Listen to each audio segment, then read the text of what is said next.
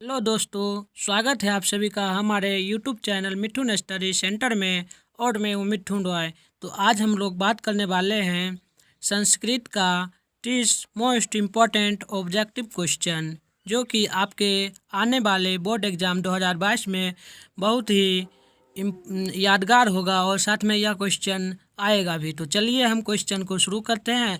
तो हमारा प्रथम क्वेश्चन है, देखिए, सत्य का मुख किससे ढका है? तो हमारा पहला ऑप्शन है और सत्य से, बी में है हिरण्मय पाटरेन से, और सी में है स्वार्थ से, और डी में है और शांति से। तो इसका राइट आंसर क्या होगा? आप सभी कमेंट बॉक्स में जल्दी से बताइए। तो इसका राइट आंसर जो हमारा होगा वो होगा हिरण्मय पाटरेन, यानी कि वी। हिरण्मय पाटरेन का अर्थ होता है सोना। आपको ध्यान रखना है, हिरण्मय पाटरेन लिखा हुआ दिखाई दे आपको तो आपको ध्यान रखना है सोना होगा। आपको बोर्ड एग्जाम में ऐसा भी पूछ सकता है, हिरण्मय पाटरेन दे ऑप्शन या फिर सोना दे तो आपको सोना में ही मारना है। तो चलिए, ये क्वेश्चन हो गया। अब हम लोग अगले क्वेश्चन की ओर बढ़ते हैं। हमारा दूसरा नंबर सवाल ये है। तो दूसरा नंबर है, सत्यमेव जयते किस उपनिषद का मूल मंत्र है? तो हमारा पहला ऑप्शन है ईशावास्यनदो, और बी में है बृहदाकोपनिषद, और सी में है मुंडकोपनिषद, और सी में है कठोपनिषद। तो हमारा इसमें जो ऑप्शन राइट होगा वो हमारा हो जाएगा सी, यानी कि मुंडकोपनिषद। तो आपको पूछ दे सत्यमेव जयते किस उपनिषद का मूल मंत्र है, तो आपको राइट आंसर मारना है सी में, यानी कि मुंडकोपनिषद। तो अब हम लोग बढ़ेंगे तीसरा नंबर सवाल की ओर। तो हमारा तीसरा नंबर सवाल इस प्रकार से है, किसके काल में पाटलिपुत्र की रक्षा व्यवस्था उत्कृष्ट थी? तो हमारा प्रथम ऑप्शन दिया गया है चंद्रगुप्त मौर्य, बी में है समुद्रगुप्त, और सी में है कुमारगुप्त, और डी में है इनमें सभी। तो जल्दी से आप सभी बताइए इसका राइट आंसर क्या होगा। तो इसका राइट आंसर जो हमारा हो जाएगा वो होगा चंद्रगुप्त, यानी कि ए चंद्रगुप्त मौर्य। तो अब हम लोग बढ़ेंगे अगले क्वेश्चन की ओर। तो हमारा अगला क्वेश्चन 4वां नंबर है। तो 4वां नंबर को ध्यान से देखिए, बहुत ही most and VVI objective question इस वीडियो में सारा है, जो कि आपके बोर्ड एग्जाम में आने की संभावना है। तो देखिए क्वेश्चन क्या है, सिखों के 10वें गुरु कौन थे? तो हमारा पहला ऑप्शन है गुरु नानक, बी में है गुरु देगब बहादुर, और बी में है सी में है गुरु गोविंद सिंह, और डी में है गुरु रामदास। तो हमारा जो ऑप्शन राइट होगा वो हमारा हो जाएगा गुरु गोविंद सिंह, यानी कि तीसरा नंबर सी सवाल हो जाएगा सही, सी नंबर सही हो जाएगा। तो अब हम लोग बढ़ेंगे 5वां नंबर क्वेश्चन की ओर। तो हमारा 5वां नंबर क्वेश्चन है, पाटलिपुत्र किस प्रांत की राजधानी थी? तो हमारा पहला ऑप्शन दिया गया है ए में बिहार, बी में दिया गया है केरल, और सी में है झारखंड, और डी में दिया गया है पश्चिम बंगाल। तो जल्दी से आप सभी कमेंट कीजिए इसका राइट आंसर क्या होगा। तो इसका राइट आंसर जो हो जाएगा हमारा वो होगा ए, यानी कि बिहार। पाटलिपुत्र मतलब होता है पटना। आपको ध्यान रखना है, पाटलिपुत्र का मतलब होता है पटना। इस प्रकार से लिखा हुआ आपको दिख जाएगा पटना। संस्कृत भाषा में पाटलिपुत्र को पटना को पाटलिपुत्र कहा गया है। तो हमारा राइट आंसर हो गया। तो अब हम लोग बढ़ेंगे छठा नंबर सवाल की ओर। तो छठा नंबर सवाल इस प्रकार से हमारा है। तो छठा नंबर है, सबसे बड़ा शत्रु कौन सा है? सबसे बड़ा शत्रु कौन सा है? तो आपका पहला ऑप्शन दिया गया है ए में क्षमा, बी में आलस, और सी में क्रोध, और डी में लोभ। तो इसका राइट आंसर क्या होगा? आप सभी जल्दी से कमेंट कीजिए। तो इसका राइट आंसर हमारा जो होगा वो होगा आलस। आलस ही मनुष्य का सबसे बड़ा शत्रु होता है। तो चलिए अब हम लोग बढ़ते हैं छठा नंबर सवाल, छठा तो हो गया, 7वां नंबर सवाल की ओर। तो 7वां नंबर सवाल हमारा है, वास्तविक आलसियों की संख्या कितनी थी? इसमें पूछा गया है वास्तविक आलसियों की संख्या कितनी थी। तो इसमें हमारा पहला ऑप्शन दिया गया है ए में 5, बी में 6, डी में सी में 4, और डी में 3। तो हमारा क्या ऑप्शन होगा? आप सभी जल्दी से कमेंट कीजिए। तो हमारा जो राइट आंसर हो जाएगा वो होगा सी, यानी कि 4। आपको पूछे वास्तविक आलसियों की संख्या कितनी थी, तो आपको राइट आंसर मानना है सी में, यानी कि 4।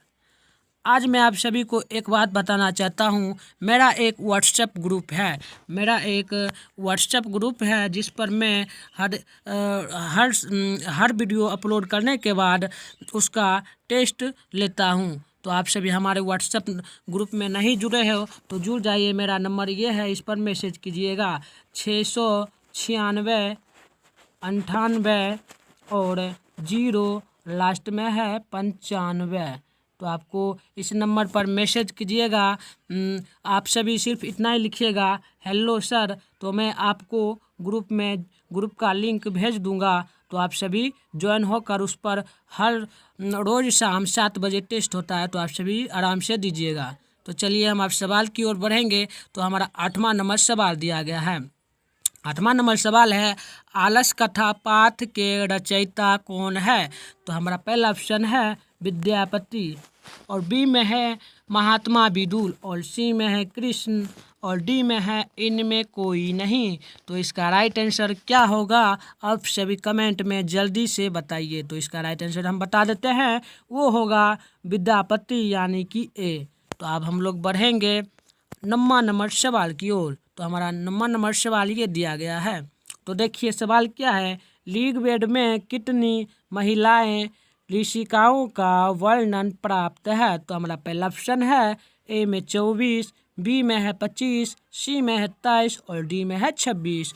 तो इसका राइट आंसर क्या होगा, आप सभी जल्दी से कमेंट कीजिए। तो इसका राइट आंसर जो होगा वो हमारा होगा 24, यानी कि ए।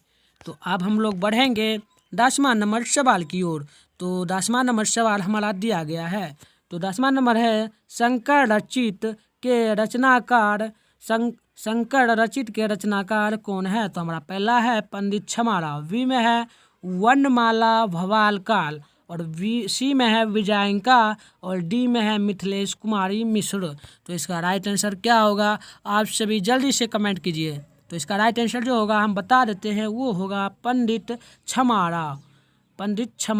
और वही आपको पूछ दे, इसी में एक और क्वेश्चन पूछता है, अभी के समय में कौन संस्कृत के रचनाकार हैं? तो वो होता है मिथिलेश कुमारी मिश्र होगा। तो ये हमारा आंसर होगा। तो चलिए अब हम बढ़ते हैं 11वां नंबर सवाल की ओर। तो हमारा 11 नंबर सवाल है, किसकी महिमा सर्वत्र गाई जाती है? क्वेश्चन सुनिए सही से, किसकी महिमा सर्वत्र गाई जाती है? तो हमारा पहला ऑप्शन दिया गया है श्रीलंका, बी में है भूटान, सी में है भारत, और डी में है बांग्लादेश। तो इसका राइट आंसर क्या होगा, आप सभी जल्दी से बताइए। तो इसका राइट आंसर जो हमारा होगा वो होगा सी, यानी कि भारत। हमेशा भारत की ही महिमा गाई जाती है। तो अब हम लोग चलेंगे 12वां नंबर सवाल की ओर। तो हमारा 12वां सवाल है इस प्रकार से, भारत की शोभा से कौन प्रसन्न होते हैं? देखिए भारत की शोभा से हमारा ऑप्शन दिया गया है, ए में ईश्वर, बी में दैत्य, सी में आलसी, और डी में क्रोधी। तो हमारा आंसर क्या होगा राइट, वो आप सभी जल्दी से बताइए। तो इसका राइट आंसर जो होगा वो हमारा हो जाएगा ए, यानी कि ईश्वर। भारत की शोभा से प्रसन्न हमेशा ईश्वर ही होते हैं। तो अब हम लोग चलेंगे 13वां नंबर सवाल की ओर। तो 13 नंबर सवाल है, शैशव संस्कार कितने हैं? तो हमारा पहला ऑप्शन है 6, बी में है 5, सी में है 4 और डी में है 3। तो इसका राइट आंसर क्या होगा, आप सभी जल्दी से कमेंट कीजिए। तो इसका राइट आंसर जो हमारा हो जाएगा वो होगा 6। तो अब हम लोग बढ़ेंगे 14 नंबर सवाल की ओर। तो हमारा 14 नंबर सवाल है, चरित्र का निर्माण किससे होता है? तो चरित्र का निर्माण किससे होता है? तो पहला ऑप्शन है संस्कारों से, बी में है वैर भावना से, सी में है अशांति से, डी में है इनमें कोई नहीं। तो हमारा इसका राइट आंसर क्या होगा, आप सभी जल्दी से बता दीजिए। तो इसका राइट आंसर जो होगा वो हमारा हो जाएगा ये, यानी कि संस्कारों से ही चरित्र का निर्माण होता है। तो आइए 15 नंबर सवाल की ओर। तो हमारा 15 नंबर सवाल इस प्रकार से दिया गया है। तो 15 नंबर सवाल है, अंत्य शिष्ट संस्कार कब होता है? तो पहला ऑप्शन है मरने के बाद, बी में है जन्म के पहले, सी में है शिक्षा प्राप्त करते समय, और डी में है विवाह से पहले। तो इसका राइट आंसर जो हमारा हो जाएगा वो होगा, जल्दी से पहले आप कमेंट में बताइए क्या होगा, तब हम बता देंगे इसका राइट आंसर क्या होगा। तो इसका राइट आंसर अब हम बता देते हैं क्या होगा। वो हमारा होगा मरने के बाद ही अंत्येष्टि संस्कार होता है। तो अब हम लोग बढ़ेंगे 16वां नंबर सवाल की ओर। 16 नंबर सवाल हमारा दिया गया है, गोदान किस संस्कार का मुख्य कर्म है।